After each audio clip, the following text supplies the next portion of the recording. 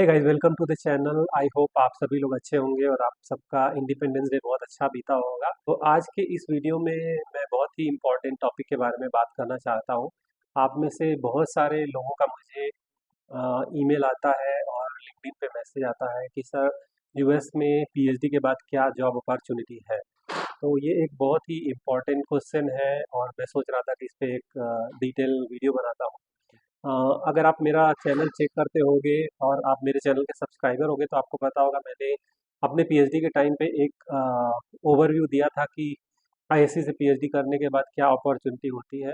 But मैंने सोचा कि इस वीडियो में मैं स्पेसिफिकली यूएस को कवर करूंगा कि यूएस में क्या जॉब अपॉर्चुनिटी है पीएचडी के बाद। तो ये वीडियो स्टार्ट करने से पहले मैं एक डिस्क्लेमर देना चाहता हूँ कि अभी जो करंट सिचुएशन है, यूएस में जॉब मार्केट बहुत ही बुरा चल रहा है क्योंकि ट्रम्प एडमिनिस्ट्रेशन में बहुत सारी रिसर्च फंडिंग कट हुई है। तो अभी क्या है कि बहुत सारे जो यूएस के यूनिवर्सिटी है, नेशनल लैब है, वहाँ पे रिसर्च के लिए फंडिंग ही नहीं है। ऑलमोस्ट 50% फंड कट हो गया है। तो अभी ये लोगों ने क्या किया है कि हायरिंग फ्रीज कर रखा है। तो अभी पोस्ट डॉक अगर देख रहे हो तो चीज़ें बहुत डिफिकल्ट हैं यूएस में मिलना।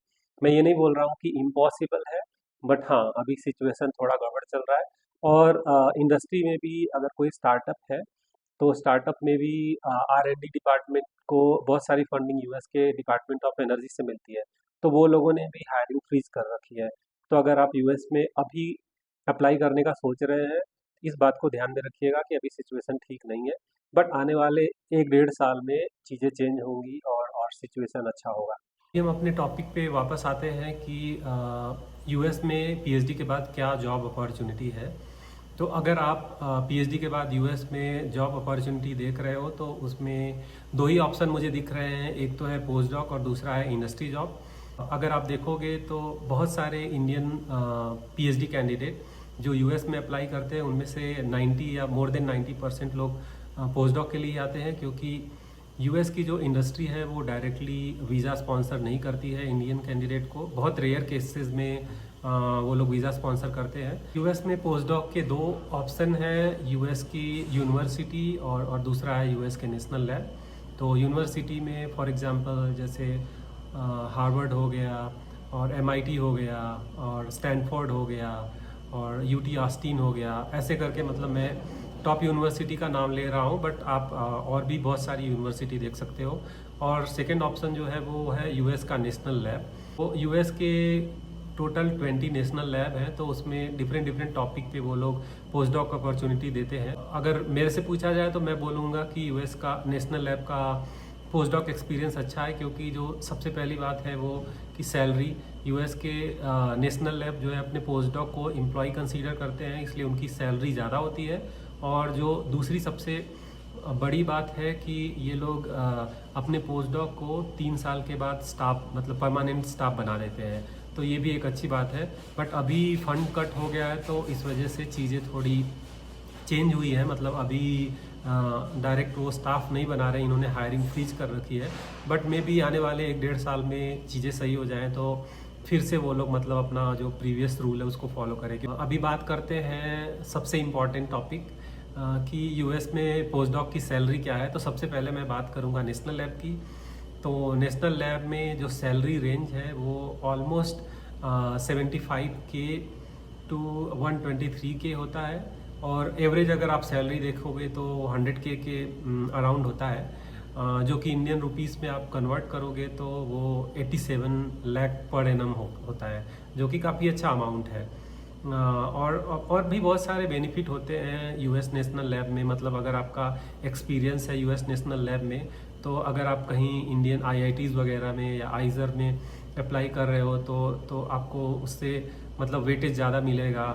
और भी जैसे आप अगर यूएस नेशनल लैब में हो तो यूएस के इंडस्ट्री लोग ज़्यादा उनको प्रेफर करते हैं। अभी हम बात करते हैं यूएस के यूनिवर्सिटी के सैलरी रेंज का। तो यूएस के यूनिवर्सिटी में जो पोस्ट डॉक का सैलरी रेंज होता है वो 52K टू 65K होता है।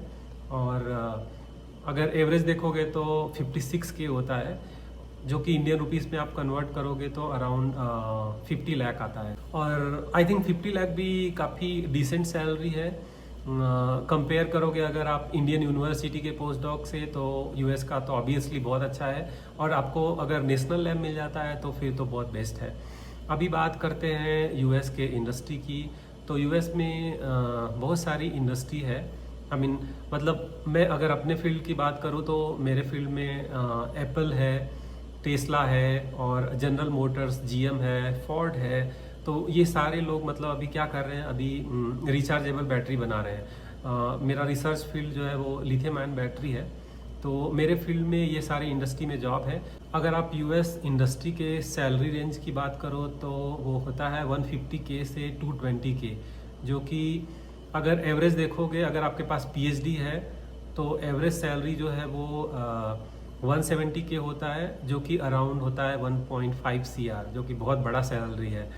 पर प्रॉब्लम ये है कि ये सारी जो टॉप इंडस्ट्री है लाइक एप्पल, टेस्ला, ये लोग का इंटरव्यू प्रोसेस, एप्लीकेशन प्रोसेस बहुत ही टफ होता है। तो वो क्लियर कर पाना मतलब बहुत कॉम्पिटिटिव होता है। पहली बात ये, और दूसरी बात ये कि हम लोग अगर इमिग्रेंट है, स्पेशली अगर आप इंडिया से हो, तो वीज़ा स्पॉन्सर पाना मतलब बहुत ही डिफ़िकल्ट होता है। बट ऐसा नहीं है कि नहीं पाते हैं। मेरे खुद के बैच का एक मेरा फ्रेंड है, वो खुद टेस्ला में है अभी। वो मतलब हम दोनों ने साथ में इंटीग्रेटेड पीएचडी ज्वाइन किया था। वो यहाँ पे यूएस में पहले पोस्ट डॉक किया 2 साल, फिर उसके बाद उसने टेस्ला ज्वाइन कर ली। तो ऐसा नहीं है कि यूएस के इंडस्ट्री में पाना बहुत डिफ़िकल्ट है या फिर इम्पॉसिबल है, मतलब लोग पाते हैं।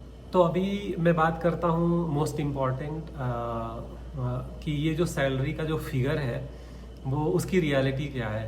वो देखने में तो ये बहुत बड़ा सैलरी लगता है, 1.5 CR और लाइक 80 लाख 70 लाख। बट ऐसा नहीं है कि ये सारा आपके पास आता है, आपके जेब में आता है। क्योंकि आप अगर यूएस डॉलर में अर्निंग कर रहे हो तो आपका स्पेंडिंग भी यूएस डॉलर में होता है। तो यहाँ पे जैसे मान लो कि अगर आप मैरिड हो, फॉर एग्जांपल मैं अपना केस बता रहा हूँ, तो अगर आप मैरिड हो तो डिपेंडिंग ऑन आप किस स्टेट में रहते हो, आपको 20 से 25% तो टैक्स चला जाएगा।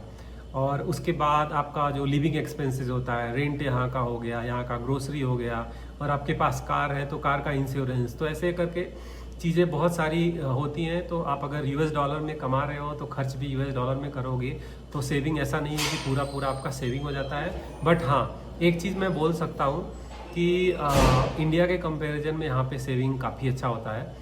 इंडिया में मैं बता रहा हूँ कि जितना आपका मैक्सिमम सैलरी होगा उतना यहाँ पे आप अच्छे से रह करके सेविंग कर सकते हो।